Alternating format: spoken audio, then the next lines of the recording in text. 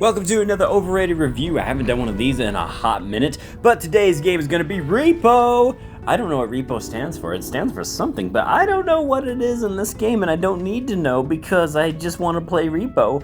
It's an early access title, so by the time you even see this review, there's a good chance it's not even going to be valid or any of the points I make are even going to be credible anymore, but I don't care. I still wanted to talk about the game. Are you ready? Here we go!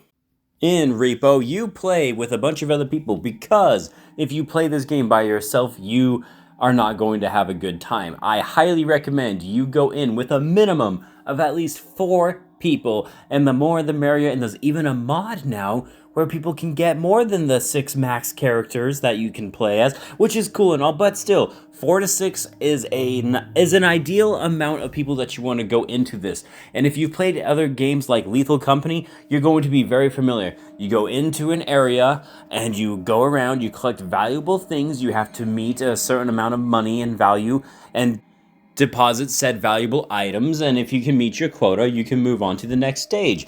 And in between the stages, you can upgrade your character. You can buy like stamina upgrade, health upgrade, speed upgrade. You can get a cool sword, which I can never seem to make that work when I need to kill the enemies, because that's the whole point.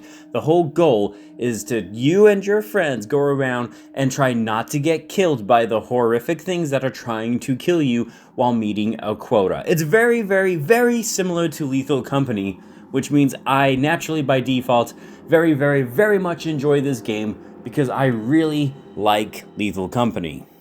But it also does a really good job of deviating from the Lethal Company formula. Like I said, there are a lot more upgrades and, oh gosh damn it, there's upgrades in Lethal Company too. What is the difference here?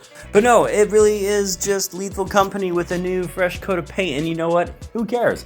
I love it. It's a little bit wacky. The characters, when they try to grab things, it's harder for them to grab them. Plus, I forgot to mention that there are some interesting items that can even damage you or make you twirl around in circles, and you can occur item damage if you're not being careful. If you're a very clumsy person and you drop your vase will break, and that $4,000 thing that you wanted to have goes from $4,000 to $0, and it sucks to be you.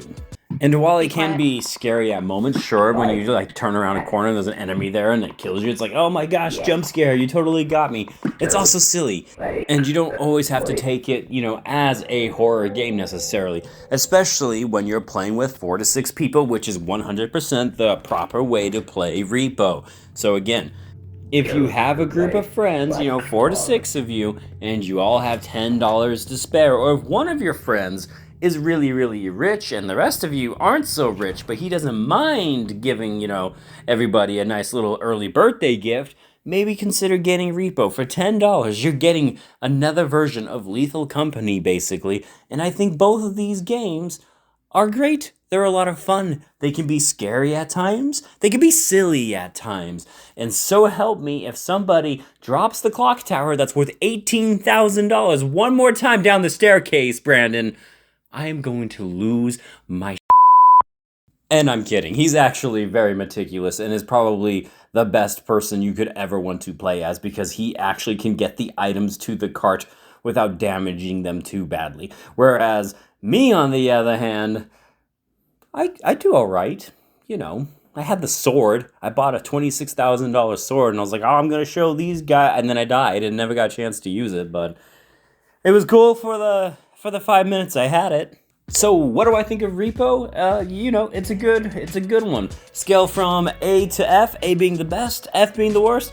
I'm giving R.E.P.O a B as an early access title with an asterisk, because it's an early access title. It can go up from the score, it can go down from the score, depending on what the developers do.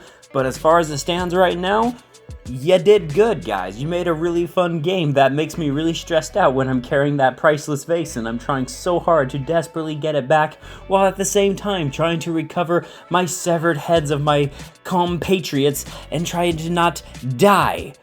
That's a really good time. You should probably get R.E.P.O. $10, I think it's worth it.